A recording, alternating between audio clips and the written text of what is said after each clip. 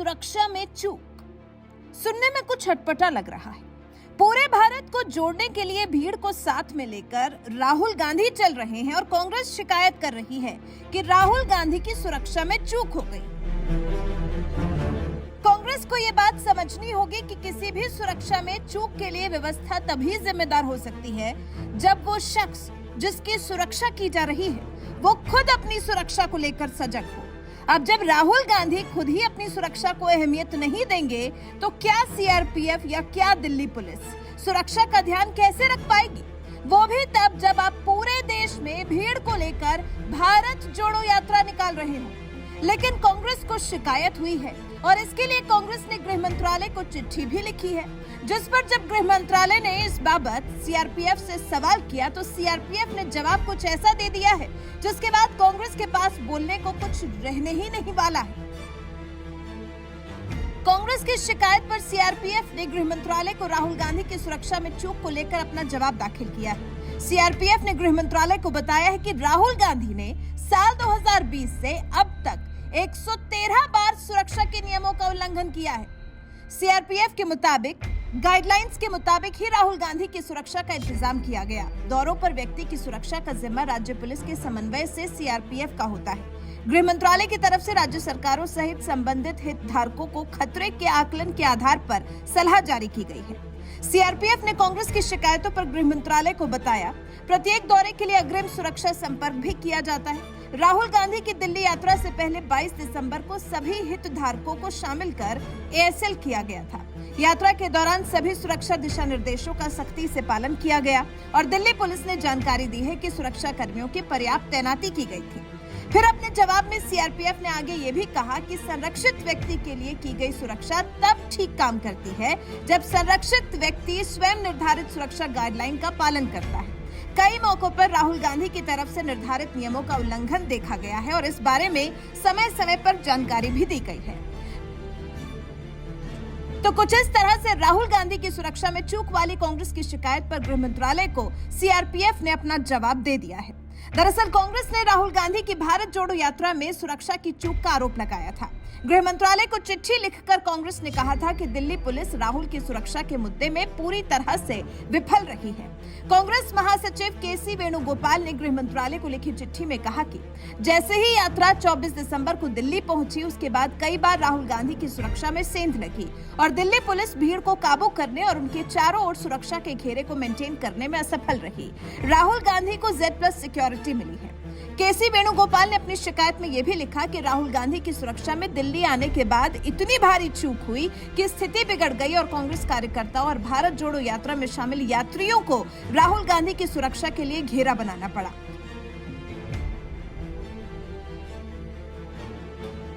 वहीं केसी वेणुगोपाल ने दिल्ली पुलिस पर मूक दर्शक बने रहने का आरोप लगा दिया है। उन्होंने गृह मंत्रालय को लिखे पत्र में लिखा, जो लोग राहुल गांधी से मिल रहे हैं, इंटेलिजेंस ब्यूरो उन लोगों को डराने धमकाने का काम कर रहा है।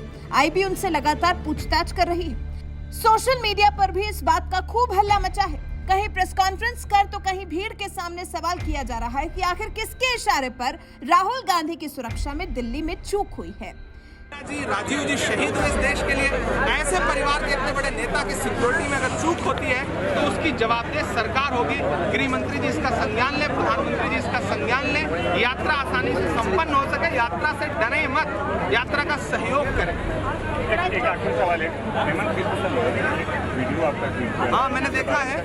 मैं भारतीय जनता पार्टी के नेताओं से कहना चाहता हूँ कि अपने यहाँ कुछ साहित्यिक लोग अपॉइंट करें जो उनके नेताओं को थोड़ा साहित्य समझा सके कि कविता क्या होती है, हिंदी साहित्य क्या होता है, उर्दू अदब क्या होता है, कार्टून क्या होते हैं।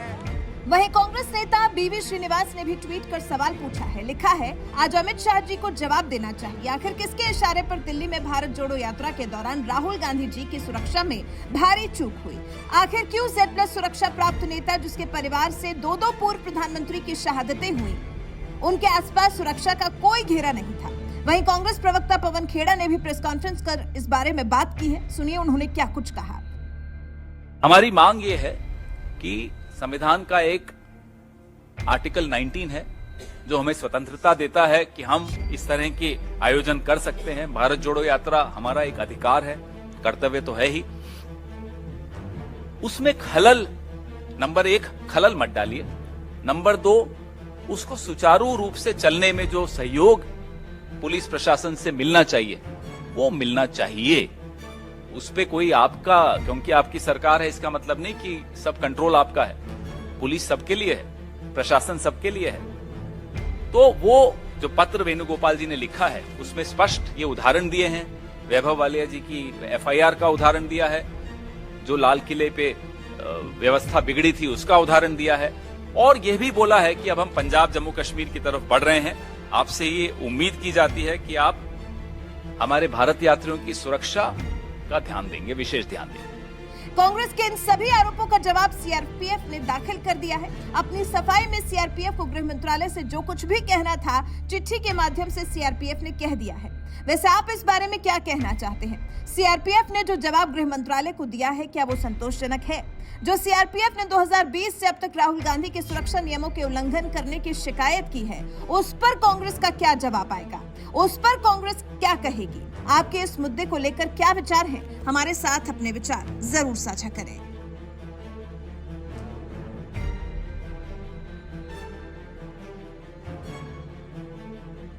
हमारी मांग ये है कि संविधान का एक आर्टिकल 19 है जो हमें स्वतंत्रता देता है कि हम इस तरह के आयोजन कर सकते हैं। भारत जोड़ो यात्रा हमारा एक अधिकार है, कर्तव्य तो है ही। उसमें खलल, नंबर 1 खलल मत डालिए, नंबर 2 उसको सुचारू रूप से चलने में जो सहयोग पुलिस प्रशासन से मिलना चाहिए वो मिलना चाहिए। उस पे कोई आपका, क्योंकि आपकी सरकार है इसका मतलब नहीं कि सब कंट्रोल आपका है। पुलिस सबके लिए है, प्रशासन सबके लिए है। तो वो जो पत्र वेणुगोपाल जी ने लिखा है उसमें स्पष्ट ये उदाहरण दिए हैं। वैभव वालिया जी की एफआईआर का उदाहरण दिया है, जो लाल किले पे व्यवस्था बिगड़ी थी उसका उदाहरण दिया है, और यह भी बोला है कि अब हम पंजाब जम्मू कश्मीर की तरफ बढ़ रहे हैं। आपसे ये उम्मीद की जाती है कि आप हमारे भारत यात्रियों की सुरक्षा का ध्यान देंगे, विशेष ध्यान देंगे। अब हम जो आगे बढ़ रहे हैं, संवेदनशील इलाकों में जा रहे हैं, पंजाब में जा रहे हैं, जम्मू कश्मीर में जा रहे हैं, तो ये आगाह करना भारत सरकार का को और गृह मंत्री को आवश्यक हो जाता है। आप हमें नकली वीडियो बना के, फेक व्हाट्सएप करके जितना बदनाम करने की आपने कोशिश की वो कर लीजिए, हमें कोई आपत्ति नहीं, हम लड़ लेंगे, संघर्ष कर लेंगे। लेकिन भारत जोड़ो यात्रा एक यज्ञ है, एक तपस्या है, और यज्ञ में व्यवधान डालने वालों को मैं और आप जानते हैं क्या कहा जाता है, वो राक्षस कहलाते हैं।